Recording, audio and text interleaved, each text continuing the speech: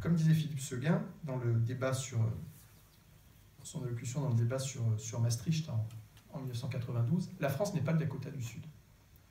La France n'est pas une entité fédérée, on n'est pas une province, on ne fait pas partie d'une fédération. Sans rentrer dans comment dire, une arrogance que nous reprochent beaucoup de nos pays amis, la France, c'est pas n'importe quoi. Parce qu'il y a un moment où on a participé à des périodes de l'histoire qui sont soumises à discussion, à caution, mais ça c'est l'histoire qui le dira. Il ne faut pas oublier en France qu'on a 7 à 10% de nos familles qui, d'une manière ou d'une autre, sont par exemple intéressés par la question de la guerre d'Algérie et de ses suites, qu'ils aient été appelés, qu'ils soient pieds noirs, qu'ils aient eu de la famille. Ce sont des sujets qui sont importants. Mais au-delà de ça, il ne faut quand même pas oublier aussi que la France, à un moment, a voté la liberté du monde. Et que la France a été un phare, un éclairage. Et que dans notre façon de considérer la solidarité nationale, nous sommes encore aujourd'hui regardés. Et la façon dont nous avons considéré la solidarité nationale, elle tient aussi, tout simplement, à la géographie et à la façon dont le pays a été peuplé.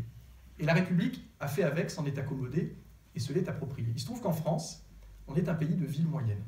On est un pays de sous-préfecture. On est un pays où on a eu pendant très longtemps des ateliers, des entreprises, et on en a encore dans des petites villes de province. C'est beaucoup moins le cas de l'Allemagne, c'est absolument pas le cas de la Grande-Bretagne qui a fait sa révolution industrielle avant, c'est pas le cas des pays de l'Europe du Sud qui ont eu un mode de développement différent, et ça n'est pas le cas de l'Europe de l'Est, notamment dans la façon dont elle a intégré l'espace européen et dont elle a fait son rattrapage, entre guillemets,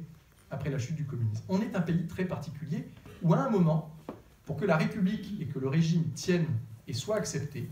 par les notables, par tous ceux qui étaient propriétaires terriens, qui faisaient encore un petit peu la loi, il a fallu considérer que la République était présente partout. Et que dans le moindre village, une vallée de montagne, au fin fond de je ne sais où, dans une île, ou tout au bout, vers le phare, ou dans les plaines de la Beauce et dans les territoires d'outre-mer, il a fallu considérer au bout d'un moment que tout le monde avait droit d'avoir sa prise de téléphone, tout le monde avait droit à ce qui était prévu dans le préambule de la Constitution de 1946, notamment sur les droits sociaux, et que la question de l'égalité entre les administrés et les concitoyens, elle se traite par la question de l'égalité des territoires, puisqu'on est extrêmement bien répartis sur l'ensemble du territoire. Ça, c'est en train de foutre le camp, par méconnaissance des élus eux-mêmes dans leur approche nationale, par une certaine forme de médiocrité, et parce qu'on est nivelé par le bas par tous ceux qui n'ont que les aspects locaux en tête, et on est nivelé par le haut par ceux qui s'imaginent que parce qu'ils n'ont plus rien à proposer, il y a une fuite en avant sur la question européenne. Voilà, c'est des grands sujets, mais qui sont, comme vous l'avez compris, extrêmement liés aux sujets que nous avons quotidiennement quand on a des problèmes d'aide à domicile, quand on a des problèmes de déplacement, quand on a des problèmes de démographie médicale, de moyens affectés aux politiques d'action culturelle, etc., etc.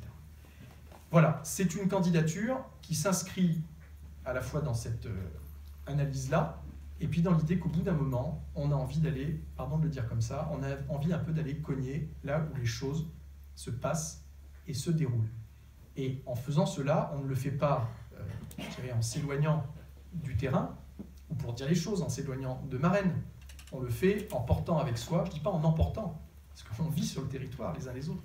mais en portant avec soi toutes ces préoccupations-là, en ne tombant pas uniquement dans les aspects locaux et le fait de serrer les pognes et de couper les rubans, et plutôt en essayant d'aller porter une vision qui réponde aux vrais problèmes qui sont ceux posés sur le territoire. Je vous remercie beaucoup de votre patience.